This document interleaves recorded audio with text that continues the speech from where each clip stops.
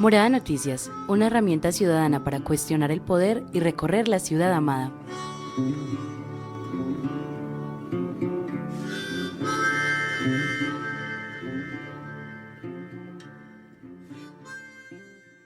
Bellas y gratas tardes para todas y todos los oyentes de Morada Noticias. Los saludo este martes 12 de mayo de 2020 con una felicitación para todas las enfermeras y enfermeros de Colombia por estar en esa primera línea en el combate de este nuevo coronavirus de la COVID-19 y además porque hacen una gran labor y han hecho una gran labor durante la historia de la humanidad. Feliz día de las enfermeras y los enfermeros, a todo el personal de la salud que en este momento nos escucha, y si no nos escuchan, pues ustedes oyentes que los conocen, por favor háganles llegar esta felicitación. En la emisión de hoy de Morada Noticias les contaremos del plantón que los vendedores ambulantes de la ciudad realizaron a las 9 de la mañana en el Parque de las Luces, donde manifestaron inconformidad hacia la alcaldía por la falta de apoyo recibido durante esa contingencia sanitaria. También lanzaron una donatón y les contaremos cómo donar.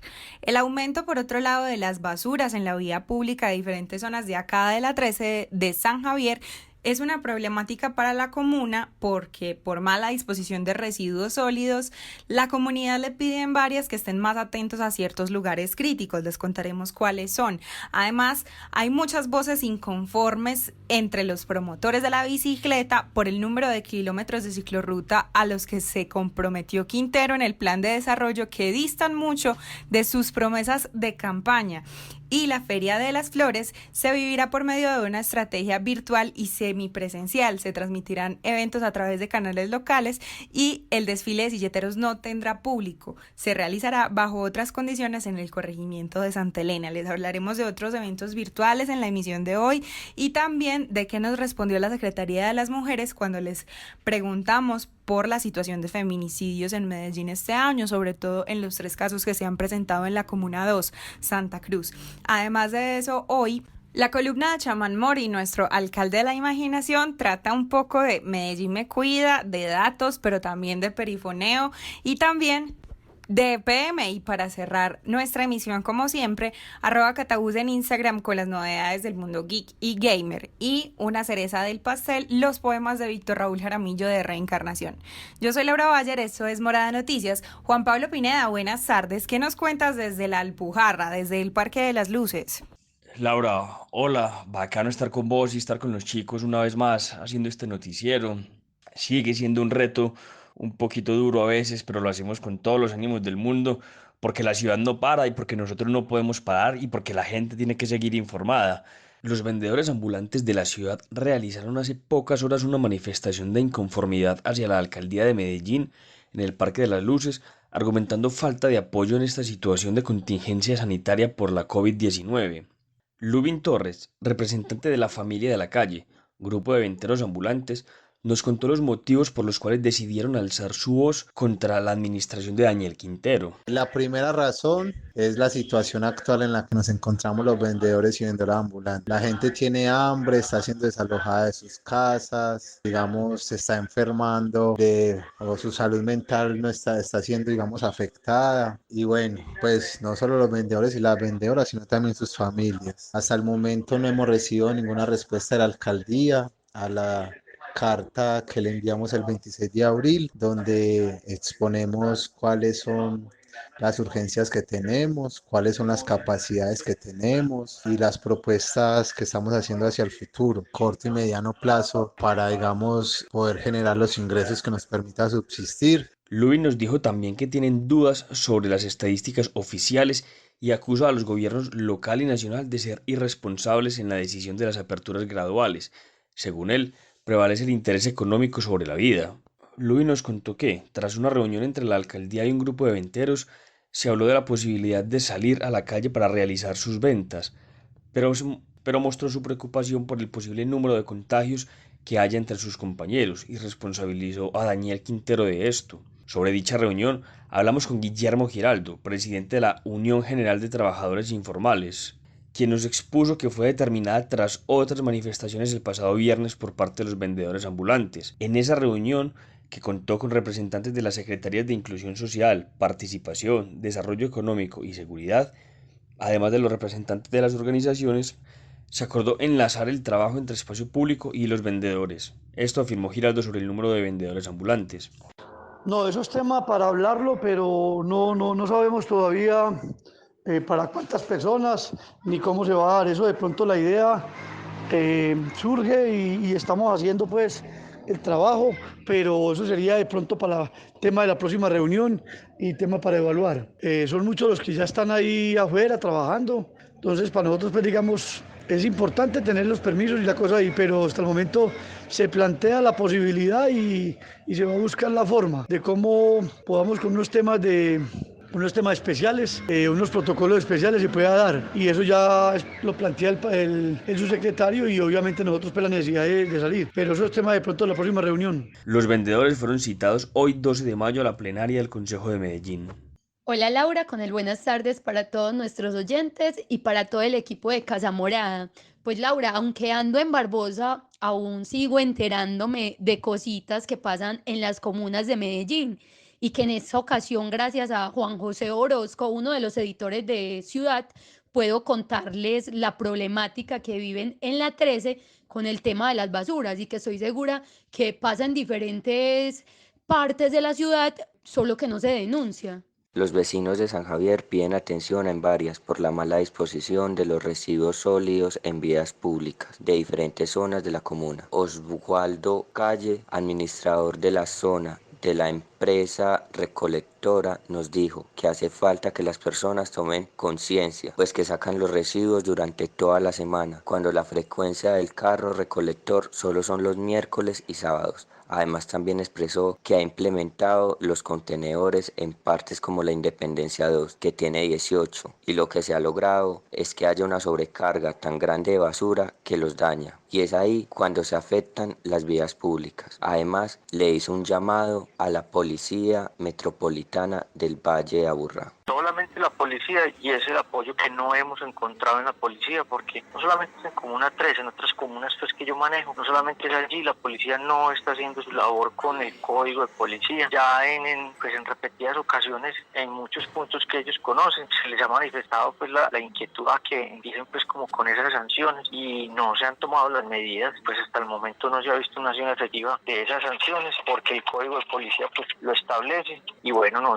se ha tenido una acción. Hasta ahí podríamos llegar nosotros. Cuando la gente ya vea y empiece a ver, es que sí están sancionando y eso, la gente de pronto ya como que se continúa un poquito, pero la verdad hasta el momento no ha pasado nada, no ha habido una respuesta activa, entonces pues ahí estaremos y la comuna pues en muchas partes se ve muy sucia.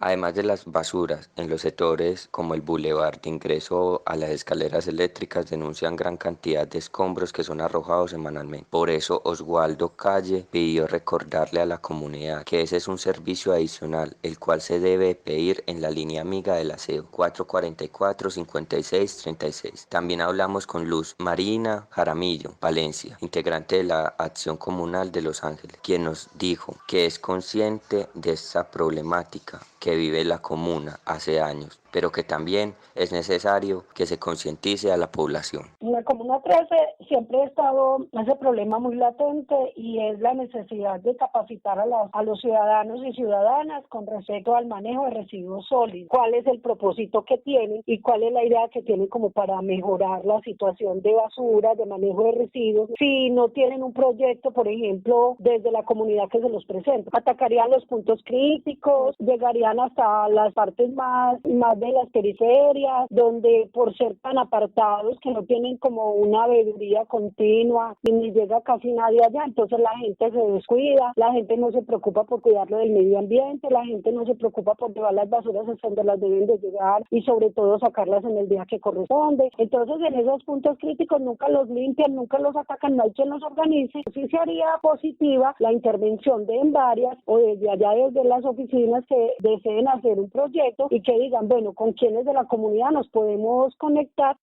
Cuando yo escucho este tipo de testimonios en las voces de la gente de los barrios, me pregunto si a la alcaldía y a todos esos entes centralizados, descentralizados, institucionales, como es en varias, por ejemplo, no se les ocurrirá que en la gente está la respuesta.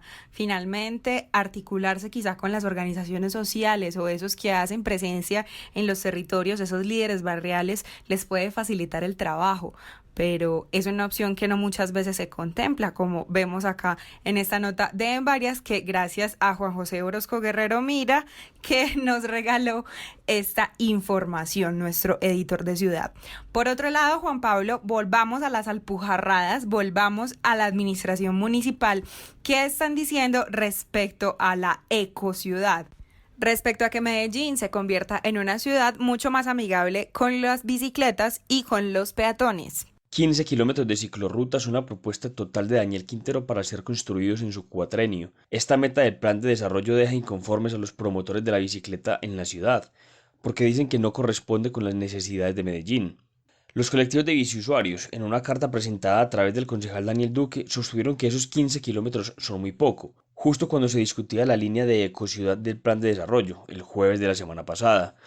Mauricio Mesa, de la Bicirred Colombia, nos explicó cuál es la necesidad de la ciudad en términos de kilómetros de ciclorruta, así como otros aspectos de la movilidad en bicicletas. Esta carta pues enuncia algunos de los puntos del primer comunicado que realizamos y de la necesidad, sobre todo el énfasis, de que para llegar a una meta planteada por el Plan Maestro de la Bicicleta del área metropolitana desde el 2015, donde la ciudad a este año debería tener por lo menos el 4 o 5% de los viajes realizándose en bicicleta, solamente tenemos uno, y pues la meta en kilómetros para el 2030 es de 400 kilómetros. Mesa aseguró que, para lograr esos 400 kilómetros, los 3 alcaldes de la ciudad después de Aníbal Gaviria debían construir cada uno 120 kilómetros. La alcaldía pasada se comprometió a hacer 80 y dejó un poco más de 60 construidos. Y, además, nos dijo que Quintero había prometido, siendo candidato, construir otros 80 kilómetros. El concejal Daniel Carvalho fue uno de los más críticos sobre este tema. Uno no pretende que una alcaldía haga 300 kilómetros de una.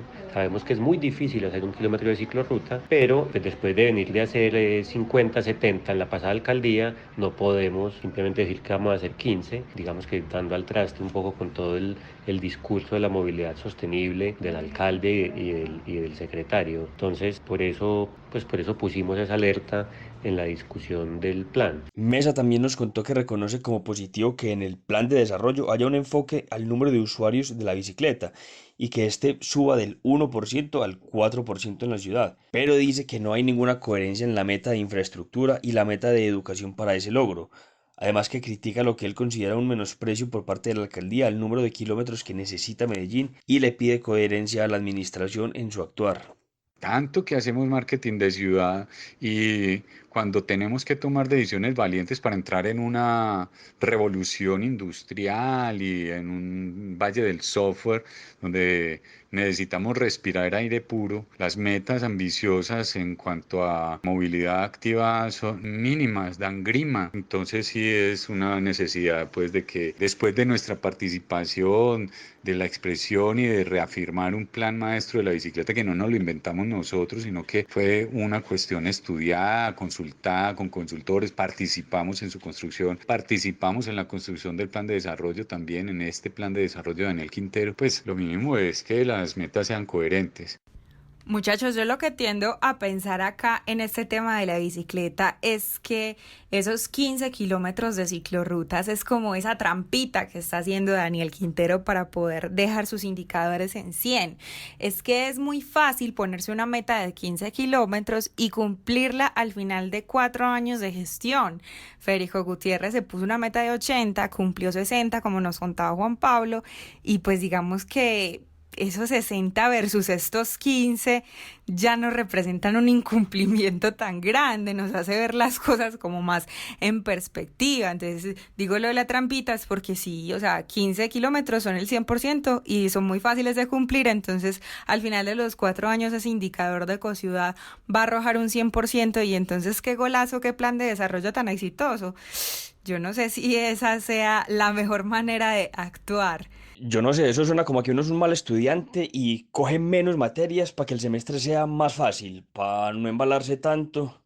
El problema es que si uno coge menos materias y las pierde, pues la imagen va a ser mucho peor.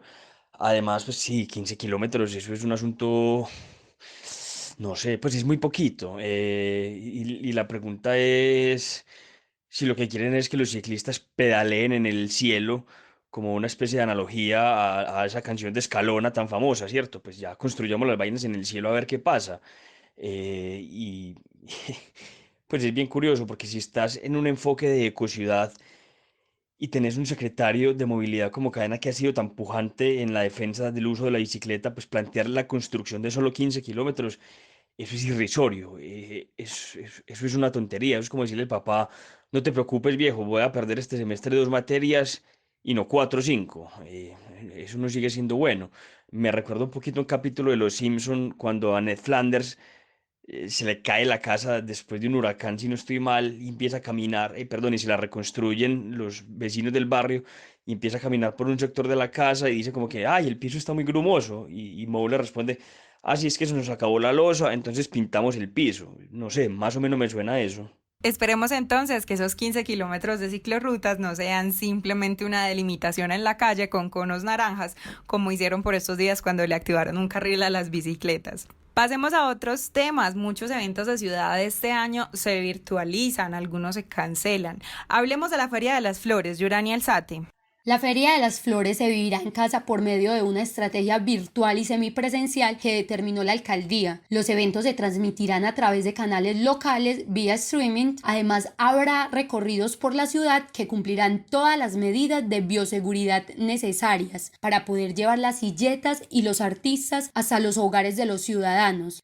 No habrá ningún evento con público y el desfile de silletero se realizará bajo otras condiciones en el corregimiento de Santa Elena. Si bien la administración busca la manera de llegar a algunos hogares con este evento virtual, es necesario recordar que los floricultores y familias silleteras de Santa Elena enfrentan una crisis económica por la poca demanda con las flores. Por otra parte, en el campo internacional plantean que es fundamental en la estrategia de marketing de destinos mantener vigente el evento en la mente de los potenciales viajeros y en el portafolio de ventas de las agencias y mayoristas. Así que la apuesta es promocionarlo para que cuando se abran las fronteras la ciudad vuelva a tener el alto número de turistas.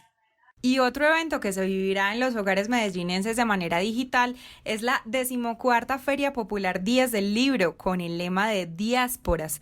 La Secretaría de Cultura, la Biblioteca Pública Piloto y por supuesto Eventos del Libro quieren promover este año el lema Todos los días son días del libro, pero específicamente habrá programación especial, por supuesto virtual, este viernes 15 de mayo, el sábado 16 y el domingo 17 entre las 10 de la mañana y las 8 de la noche.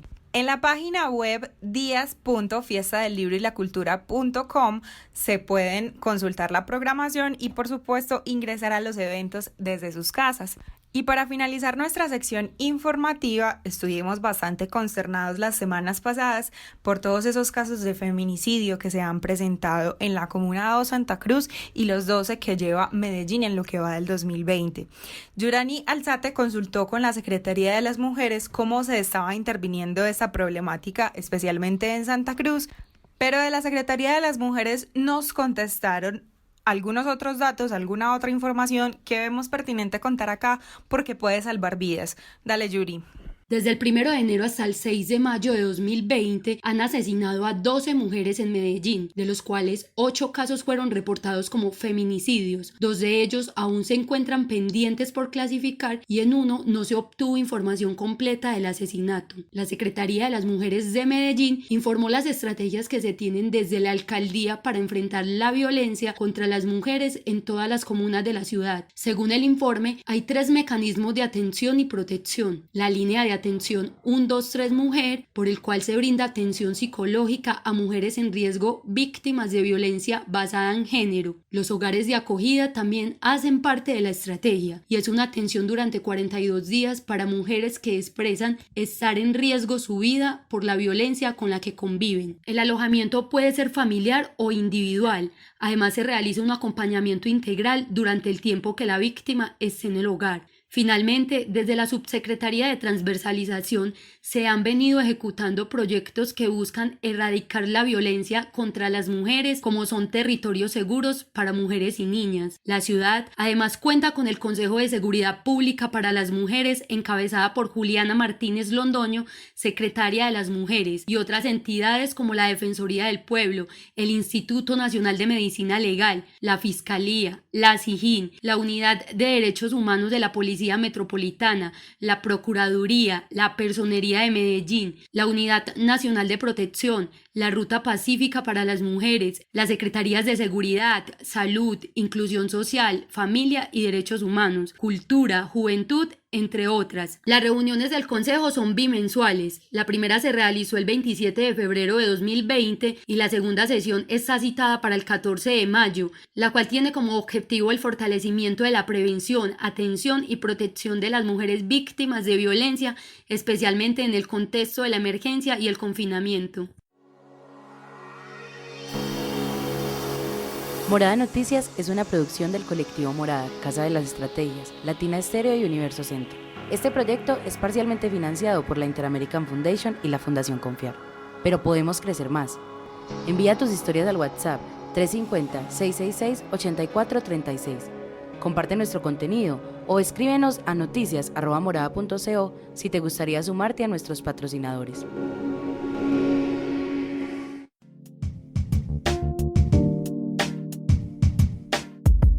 Un minuto de vida, porque nada justifica el homicidio. A esta ciudad lo que le hace falta es un minuto de vida, algún día, cada hora con sus 60 minutos.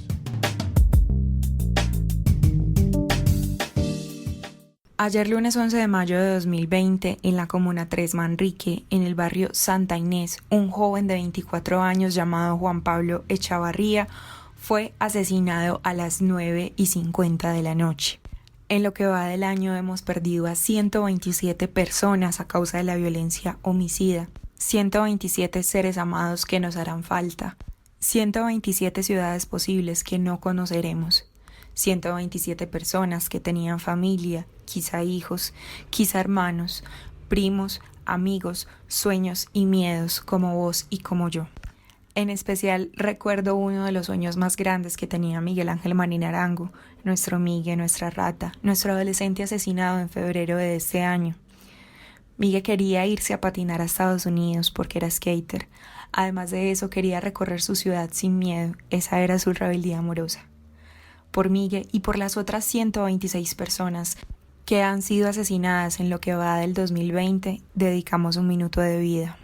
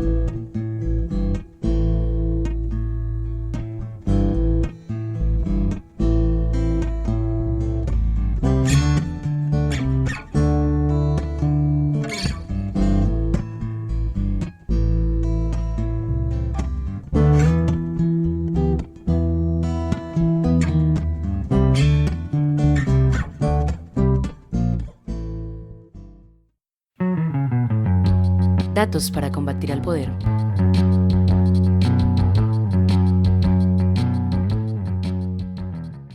Estaban en Medellín, Colombia. No tenían nada por hacer ese día. Casi igual desde cuando poco antes se conocieron. De casualidad llegaron a una colina. La carretera pegadita al lomerío, muchos pedruscos, dificultoso para bajar a zancadas. Desde ahí, admiraron el inmenso caserío y edificios, casi todo construido con puro ladrillo, muy de Colombia. A sus pies, un letrero pequeño, enmaderado, mal hecho y peor pintado. Se prohíbe tirar cadáveres. Así comienza una reseña de La Virgen de los Sicarios, en un portal mexicano de crítica de cine. Las armas de fuego ponen en riesgo a los y las adolescentes de Medellín, y el crimen organizado sigue siendo un factor importante en sus homicidios. Posiblemente la mitad de las mujeres asesinadas en 2017 fueron casos de homicidio con arma de fuego. Casi 6 de cada 10 víctimas fueron asesinadas en el espacio público, en la calle, en las tiendas, en los buses. La vía pública es un espacio que define múltiples prácticas, desde riñas, delincuencia común hasta crimen. En este año en particular, 2017, llaman la atención 4 casos en zonas boscosas, que en la historia de Medellín esto está relacionado a un accionar mafioso donde mueven el cuerpo o lo asesinan en una zona desolada. De las 4 víctimas restantes asesinadas dentro de un espacio doméstico, 3 eran mujeres. Más allá, todas las adolescentes asesinadas de las que se tiene el dato de dónde ocurrieron los hechos fueron en una residencia o motel. También aparece, en 2 casos, una casa o un apartamento ajeno, mostrando situaciones que ponen en riesgo a los y las adolescentes, donde el homicida es muy probable que fuera un conocido. Según la policía, en la mayoría de los casos, el victimario es un grupo de delincuencia organizada. Pero en 2017, 2 de las víctimas de asesinato se convirtieron en eso por disparos de la policía. En un caso, parece que el menor estaba robando, lo cual dista mucho de ser un perfil criminal. Y en el otro no hay ningún indicio delincuencial y menos de defensa propia del uniformado. Que no nos genere ningún conformismo que un integrante de la policía dispare y lo haga de forma letal frente a un adolescente, aun si está robando. No es cuestión de individualizar, por supuesto, la culpa en un servidor público. En el levantamiento del cadáver queda claro que el adolescente estaba armado, por lo que no era una situación fácil de resolver. Pero siempre debería ser una meta cuidada que nuestra fuerza pública aumente los operativos que resulten sin violencia y sin pérdida de vidas humanas. En el fenómeno del homicidio adolescente, un año como 2017 puede ser narrado en números. Hay información suficiente para saber que un adolescente era un pandillero violento. 2 se dedicaban a los hurtos sin saber si usaban la violencia. 1 tenía relación con una banda, otro tenía un gran cuchillo que no se entiende que pudiera servir para un trabajo. También 1 que participaba de un atraco es el único que, al momento del levantamiento de su cadáver, poseía un arma de fuego. De acuerdo con esto, podemos hablar de que 5 o 6 adolescentes cometieron delitos, pero también habría que tener en cuenta que 2 de los ladrones parecían trabajar solos, es decir, delincuentes comunes, y 1 había estado en situación de indigencia, lo que nos devuelve a otra cifra. Solo 1 tenía un arma de fuego al momento de ser asesinado, otro tenía un cuchillo y 2 navajas, lo que daría cuenta de que solo 4 tenían una capacidad violenta particular al momento de ser asesinados. Por otro lado, según el conocimiento de las lógicas y las dinámicas del crimen organizado, comprendemos que hay información suficiente de 14 víctimas como para saber que su factor de riesgo no fue pertenecer a un grupo dedicado a la violencia, al narcotráfico o al microtráfico. En Medellín matan porque sí y porque no. Matan.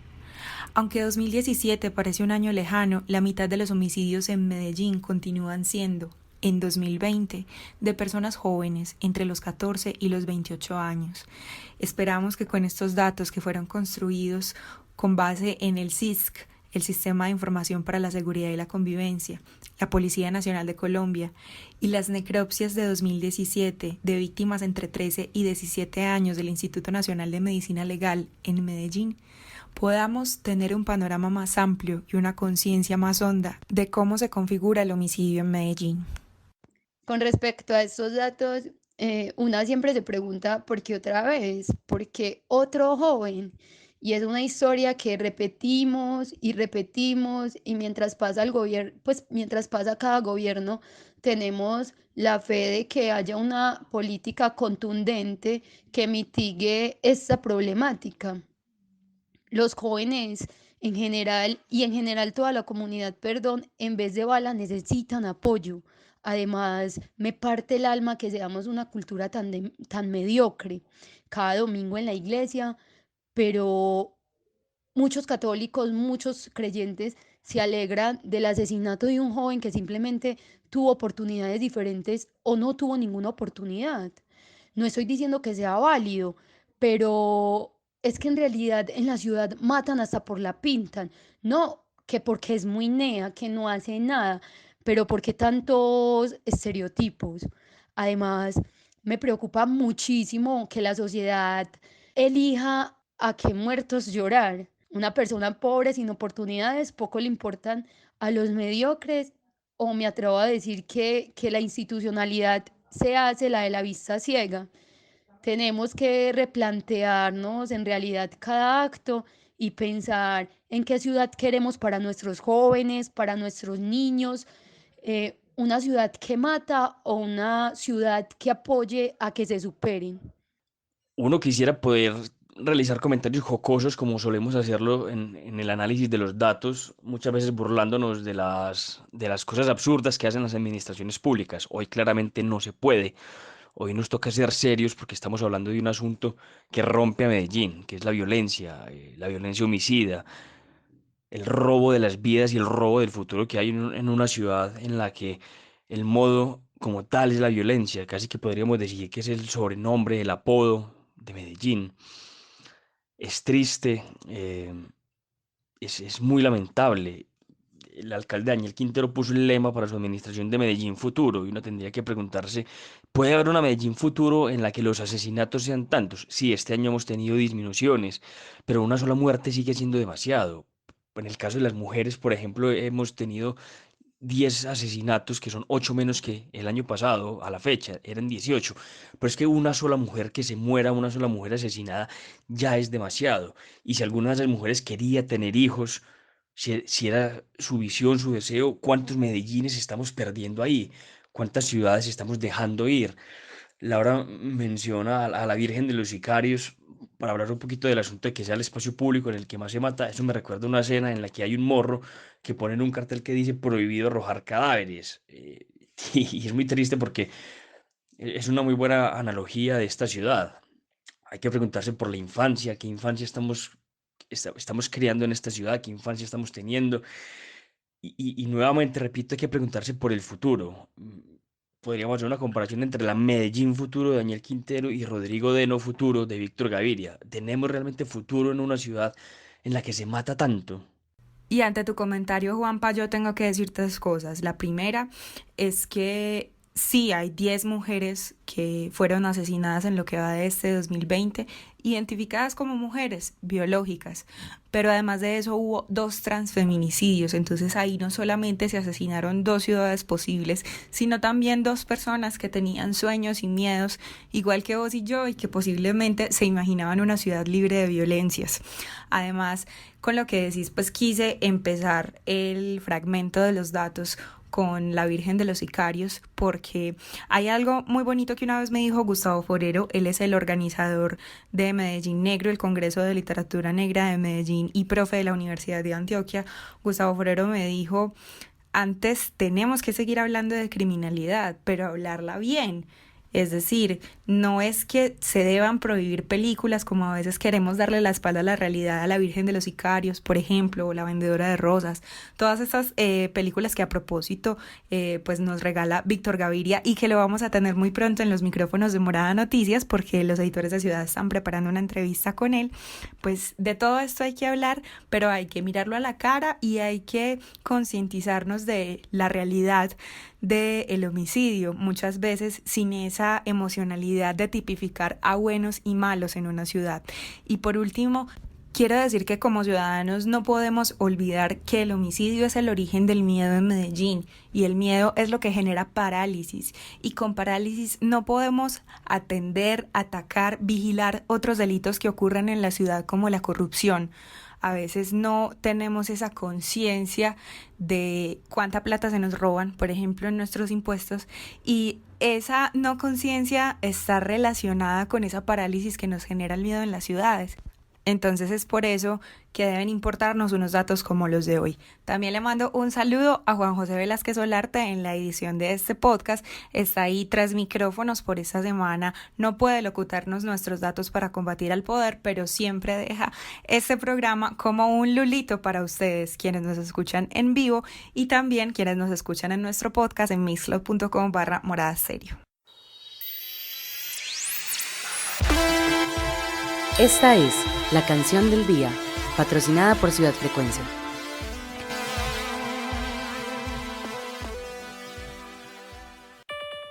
En la ciudad cúbica, cada uno a su forma.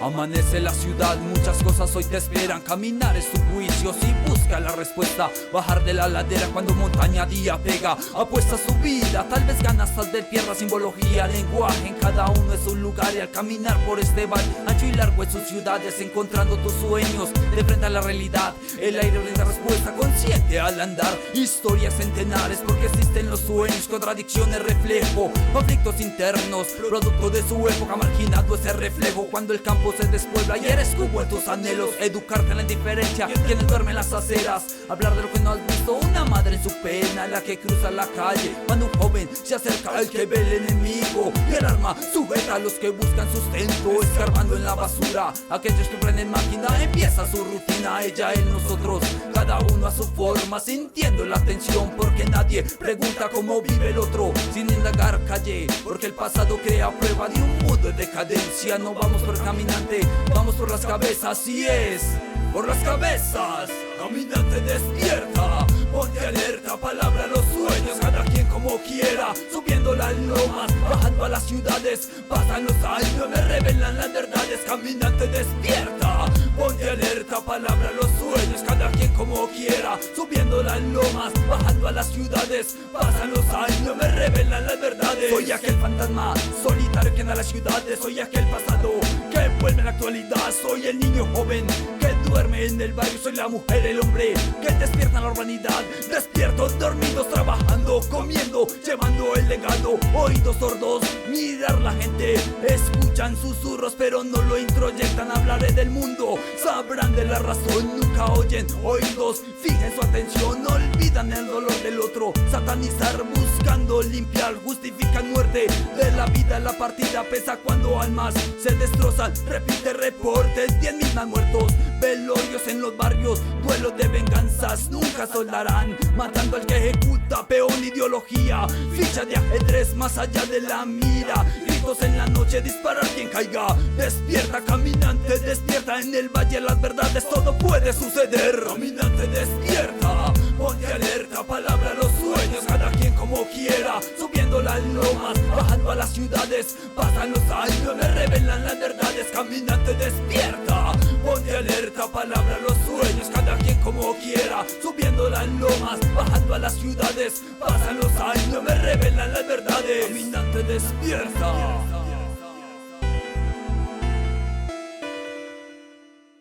Así sonaban las notas de la ciudad cúbica, nuestra canción del día de hoy. En nuestro episodio de este martes 12 de mayo de 2020 les contamos las historias de ciudad desde la Alpujarra, dándole una mirada a la meta de kilómetros de ciclorruta que propone la alcaldía Daniel Quintero, también reportando ese plantón de vendedores ambulantes que se hizo a las 9 de la mañana en el Parque de las Luces y sus exigencias para atención en esta crisis sanitaria que vive la ciudad y crisis económica que viven sus familias. Asimismo, les contamos que la Feria de las Flores se va a realizar parcialmente de manera virtual y el desfile de silleteros será sin público. Y también, en la voz de Juan José, uno de los editores de Ciudad, escuchábamos las historias de qué está pasando con el manejo de basuras en la Comuna 13, en algunas zonas de San Javier. En nuestros datos para combatir al poder decidimos compartirles algunas cifras de cómo es el comportamiento del fenómeno de los homicidios en Medellín y cómo podemos como ciudadanos entender mejor este fenómeno para tomar acción o al menos para tomar una posición respecto a él. Lo que decimos, por supuesto, en Morada Noticias es que nada justifica el homicidio. Y todas estas historias, como siempre, las pueden encontrar en nuestro podcast disponible en mixcloud.com/moradastereo. Y también estamos informándoles constantemente a través de nuestro Twitter cuáles son todas estas noticias para que también las lean en lugar de escucharlas. Síganos si tienen Twitter, @moradanoticias, y si no lo tienen, créenlo, porque es un muy buen portal para informarse, no solo con este servicio informativo, sino también de qué pasa en la ciudad. A continuación, nuestro alcalde de la imaginación, Chaman Mori, hablando un poco de los datos y la problemática de Medellín Me Cuida, también del perifoneo tan impresionante que se da en los barrios, precisamente porque no hay quien atienda a los vendedores informales, y ese tufillo que hay de la dirección de EPM. Arbolitas, pajaritos, yo no sé si se le entiende a todos los académicos cuando hablan de Corona Apps o Yo Te Cuido, todas esas apps para que uno dé la información. Lo que pasó con Cambridge Analytica, a mí no me gusta eso de que el gobierno tenga tantos datos de uno. Hay que mirar el momento en el que el secretario de gobierno que trabajaba en una empresa de software y el alcalde de ustedes de la realidad sí queme esos datos y no los use mal. A la final, para combatir el coronavirus va a tocar dar datos, pero estemos moscas porque lo que sigue es nosotros encriptarnos más para que el Estado y el poder nos dé más privacidad y nosotros obligar al Estado a que nos muestre más cosas que está haciendo, sobre todo lo de los negocios, porque hay que la pandemia es como una oportunidad para hacer más negocios. Yo le pregunto aquí a las compañeras de Morada Noticias y a los compañeros, ya son como 2 y 2, ¿cierto? Entonces, si vamos a seguir hablando del gabinete o en qué estamos, fue que me perdí. Yo quiero que me cuenten si es verdad ese chisme de que ese señor tan desconocido de EPM es de los Valencia Cosio, y un poquito de recuento histórico de todo lo que le debemos a esos apellidos de Valencia Cosio aquí en Medellín y en Antioquia. Qué belleza, qué maravilla, me encanta la independencia Dan. Hey Juan Pablo, yo no dije que el uribismo había perdido el sentido social, dije que el uribismo había perdido la base social. ¿Cómo le está yendo pues con la cuarentena? Se está alargando un poquito esto, ¿qué es lo más pelle? La educación virtual, ¿cómo le está yendo con la educación virtual? Yo me pongo a pensar una cosa con las universidades, los colegios, los profes, los políticos, los futbolistas, los artistas de cine, las modelos, y es como que la cuarentena nos está mostrando que hay cosas que como que no funcionan y se desnudan, entonces se cae como lo flojo, ¿no? Y uno dice, no necesitamos tanto esto, como pucha, como tanto afán, todo el mundo por ahí corriendo para hacer algo y no sabía qué está haciendo. Y yo me solidarizo con la gente del perifoneo, con la gente que está vendiendo fruticas, pero pucha, yo sí no me solidarizo con el carro de Coca-Cola. ¿Qué es eso de que el carro de Coca-Cola esté con ese volumen y con esa cosa? Afortunadamente fue cortica la serenata que nos dio la policía a las mamás, que yo no soy mamá ni vivo con una mamá, entonces no sé, pero bueno, fue cortico, fue 2 canciones como prometían que iba a ser ese concierto en helicóptero, pero ese volumen de Coca-Cola, no, soportar el ruido por un carro de Coca-Cola es como hacer una colecta para salvar a viajes.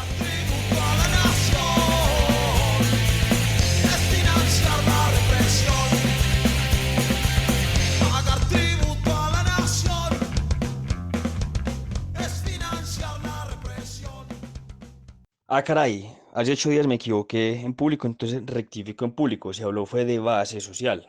Pero eso a mí me deja una pregunta. ¿Cuál es la base social del Centro Democrático? Esa en la que Paloma Valencia propone dividir el Cauca en 2. Uno, si no estoy mal, para negros y para indígenas, o para negros e indígenas y blancos. No recuerdo bien. El caso es que pidió que se dividiera el Cauca. O la base social en la que nos dice que es que no podemos estar atenidos al Estado y que nosotros tenemos que mirar a ver básicamente qué hacemos. Interesante saberlo. Pues yo no sé si el Centro Democrático tenga base social. El Centro Democrático como ideología política que parte de papá Álvaro Uribe, ¿cierto? O sea, eso en términos generales no sé. Yo personalmente creo que tiene más base social una torta de caja de esas que no han sido abiertas. Pero bueno, era simplemente por rectificar. Todo bien para el Centro Democrático. Bueno, muchachos. Sobre la privacidad. Hombre, yo creo que ya es inevitable, como lo dijo la semana pasada una de las fuentes con las que hablamos, desde que tengamos que entregar los datos para absolutamente todo, creo que ya dejó de existir la privacidad. Ese es un asunto que no va a ser más. Todos estamos completamente vigilados, ¿cierto? La privacidad se acabó. La privacidad es un animal extinto. ¿Cómo es un animal extinto también? La independencia política. Muchachos, esas vainas son mitos, son realidades simplemente de la literatura, eso no existe más. Lo que nos toca a nosotros hacer es asumir que no vamos a tener esa privacidad, pero exigir el buen uso de los datos. En eso sí tenemos que tener pues la lanza bien afilada y decirle listo. Ustedes tienen nuestros datos, sabemos que nos vigilan, sabemos que nos controlan, sabemos incluso que ustedes saben hasta lo que soñamos, pero ojo con lo que van a hacer, porque vamos a estar aquí al frente muy vigilantes. Bueno, yo no voy a referirme acá sobre las elecciones de Daniel Quintero, porque en los análisis del gabinete que ha hecho el noticiero, cada uno puede sacar sus propias conclusiones, perdón, sobre qué tan independiente es el alcalde o qué favores políticos debía Quintero. Y como lo dice Juan Pablo, la independencia política es solo un mito. Con respecto a los datos, sí considero pertinente no sé, hacer como una veeduría, estar atento y preguntar qué hacen con ellos, porque en ocasiones con este tema somos muy tranquilos, nos relajamos mucho.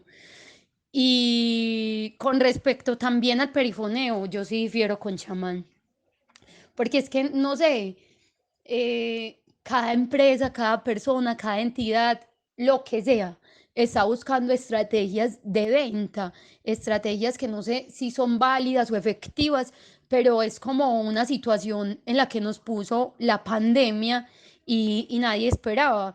Por ende, no sé, es como adaptarnos al cambio. Bueno, querido chamán, y yo te respondo que no, que el análisis de gabinete aún no termina. Sin embargo, las entrevistas que pasábamos diariamente sí, pero como también nos llamamos Morada, volveremos a hacer unas entregas de podcast y de infografías que a los oyentes les recordarán nuestro famosísimo tarot electoral, esta vez con las cartas que Quintero se está jugando en el gabinete municipal. Y ahora le doy paso a nuestra querida influencer, @catabus en Instagram, para que la sigan, @bus de buseta, @catabus en Instagram, con sus novedades del mundo geek y gamer. La nota de hoy nos va a despertar un poquito la nostalgia.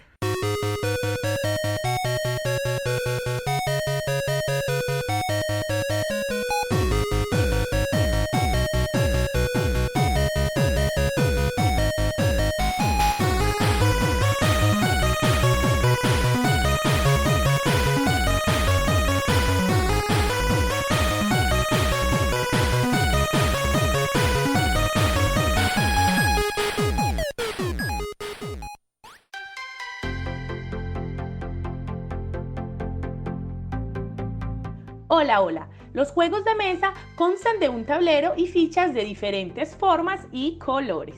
Se llaman así porque obligan a que tengamos una superficie plana para poder jugar. En la nota de hoy les voy a contar un poquito sobre aquellos juegos de mesa que fueron llevados a los videojuegos y que son una gran fuente de aprendizaje de razonamiento lógico. Para los años 80, Tetris estaba en todas partes. Tan solo para Nintendo Game Boy, en esa época había vendido más de 30 millones de unidades en todo el mundo. El juego consiste en encajar un rompecabezas de piezas de muchos colores que caen desde una parte superior de la pantalla y así formar líneas. Un juego basado en la matemática que se inició en el régimen comunista en la Unión Soviética. Ahí les dejo ese dato de este juego que para mí tiene 10.000 puntos. Durante nuestra historia académica todos tenemos que ver con matemáticas. Me atrevería a decir que todo en la vida es matemática. Operaciones tan sencillas como suma y resta conforman la programación de los videojuegos. En todo aquello que vemos en las pantallas de nuestros dispositivos y nuestros juegos, tenemos un indicador de cantidad y magnitud. En juegos de carreras también se puede medir la velocidad. 1000 puntos para la matemática. Tomb Raider es quizás uno de los juegos más vendidos en la historia dentro del mundo gamer. Lara Croft, la protagonista, quien la recuerde sabe de qué le estoy hablando, tenía que resolver durante el juego, mientras salvaba el juego, muchos rompecabezas, ediciones limitadas que dieron el punto de arranque para que otros desarrolladores crearan juegos de batalla, aventura y mucha destreza. 10.000 puntos para Tomb Raider, un favorito. Silent Hill tiene muchos puntos por ventas en el mundo del cine. La saga se hizo muy famosa por su cantidad de acertijos, pero en el videojuego los rompecabezas eran completamente difíciles. Todo el mundo necesitaba una guía para poder superarlo. Le doy 1000 puntos a este juego, un juego que es bastante antiguo y que les recomiendo jugar. Si alguien es lo suficiente fanático de Nintendo, como yo, y escucha la palabra Ocarina, sabe de qué Zelda le estoy hablando. Zelda es para mí uno de los juegos con rompecabezas y acertijos más difíciles que existe, más bonitos desde la parte gráfica y más complejos desde todas sus mazmorras. Desde que lo probé en Nintendo 64 hasta Nintendo Switch, es el juego que recomiendo jugar y para mí la ópera prima de los videojuegos. Recuerden, aquí no contamos historias, aquí desbloqueamos logros. Reportó para Morada Noticias Catalina Bustamante, @Catabus en Instagram.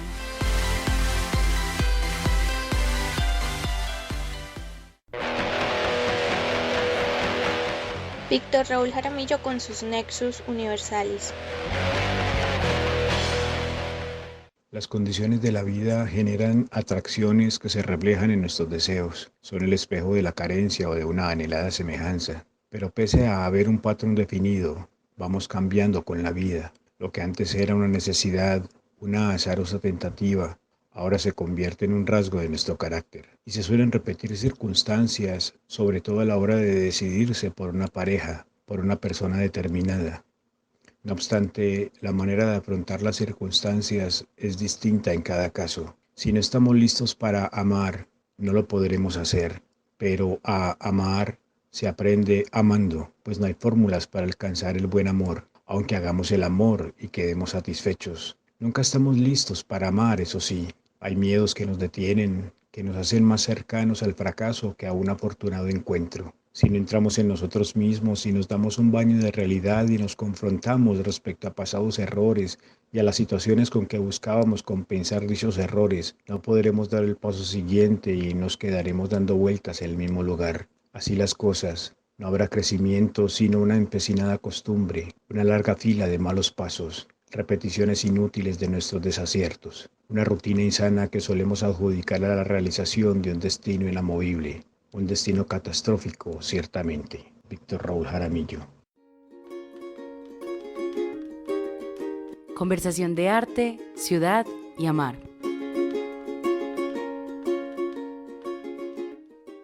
La siguiente pieza que van a escuchar es un abrebocas para uno de los temas que trataremos en Morada Noticias esta semana, el radioteatro. Por eso acá está la voz de Juan Felipe Álvarez Hoyos, actor de teatro y director general de la compañía Radio Escénica de Colombia, REC. Carta abierta al teatro.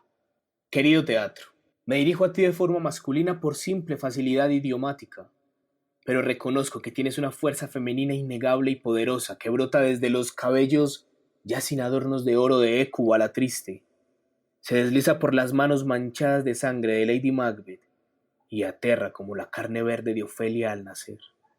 Tú tan hombre, tan mujer y tan ausente de lo binario. Tú que nos has parido y nos has matado tantas veces, sigues resistiendo. Y ahora con mayor presencia y más fuerza. Ahora que la condición humana arde en un filo donde dos abismos se enfrentan como los Montesco y los Capuleto.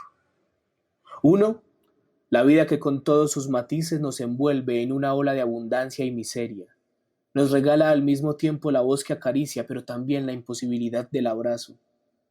La soledad perpetua, la luz que trae esperanza y el recuerdo casi triste del sofoco de la multitud. El grito de alegría al poder alzar la mirada y la contundencia de la voz cercana, de la reflexión. Dos, la muerte con sus miradas coquetas, el olor del hambre, el acecho de la vulnerabilidad que nos empeñamos en alejar, bien sea por orgullo o por amor a las carnes que nos sujetan a estas tierras, que pisamos con botas empantanadas que se mezclan con la sangre de quienes dejamos atrás, sin la esperanza de un abrazo, de una oración póstuma. Estamos, como diría Marco Antonio de la Parra, en aquella fiesta que deviene entre la vida y la muerte. Nos encontramos como en uno de tus escenarios que abre los telones y enciende los reflectores para jugar al abismo.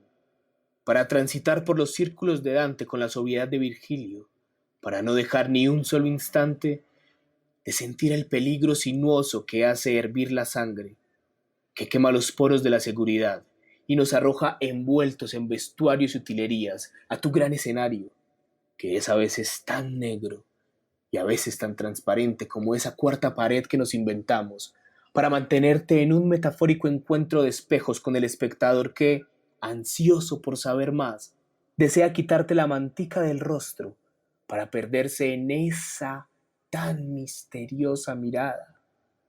Pero tú los encegueces y te cubres entre los actores y las actrices, escudos de batalla de todas las guerras que has tenido que lidiar desde tu nacimiento.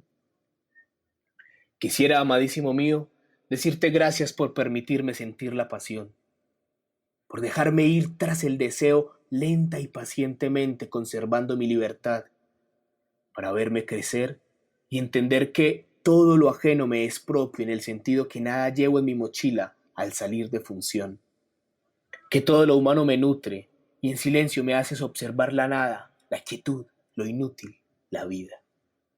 Gracias por permitirme vivir lo que nunca me ofreció la realidad y sí lo viví en tus fantasías. Gracias por hacerme entender que de la opinión no nace nada más que la fama. Una dama temerosa que ofrece una copa de miradas, que luego te quita para que mueras de sed mientras clamas de rodillas por otra gota de aquel elixir que solo se puede beber si cumples unos mínimos de desolación y pena. Tú, en cambio, me enseñaste la modestia de lo necesario, del gesto justo de la invisibilidad, de las no promesas del futuro. Me enseñaste a pararme en un escenario sin el lastre de defender una gloria del pasado. Me enseñas todos los días la fábula del estar en el aquí y en el ahora, cuando cada noche nace y muere una nueva escena. Teatro, hoy en medio de la discusión sobre tus formas de existir, en que si eres cuándo y no eres cuándo, yo te imagino riendo a carcajadas para no llorar como ni el mismísimo Garrick lo hubiera hecho jamás. Perdónanos por ocuparnos solo de lo vanidoso, de las peleas eruditas que se pueden ganar al hablar de tus inicios cuando apenas eras representado por unos pocos. Perdónanos las exageradas horas de espejo y las pocas de entrenamiento. Perdónanos la ambición por la boletería y la falta de rigor con la emoción en esa relación de ida y vuelta con el espectador de cada noche. Perdónanos hoy más que nunca por cuestionar tu existencia. Tú que estás más en el hacer que en el vender. Hoy, por no alejarme de ti, me transformo contigo. Busco otros medios, otras formas, otras narrativas. Pero a ti, teatro, hoy más que nunca te necesito cerca. También te digo que sé que muy pronto volveré a tus salas, danzaré por las bodegas de escenografías y caminaré por los vestuarios que olerán a Shakespeare, a Silvia Plath, a Federico García Lorca. Tal vez ellos aprovecharon la ausencia para medirse esas telas viejas y manchadas de tablas. Volveré a tus camerinos teñidos de fantasías, a tus cabinas que sueñan a cantos gregorianos, a marimbas y panderetas amarillas.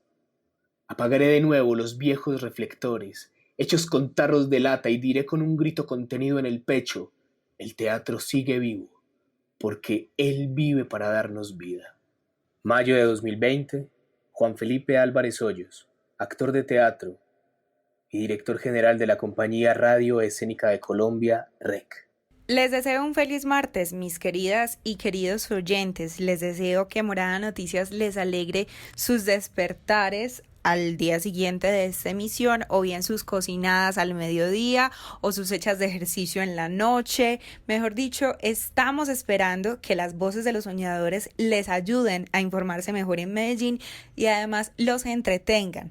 También les ayuden a soñar un poco en esta cuarentena y en esta ciudad que a veces nos desenamora tanto. Feliz martes para todos.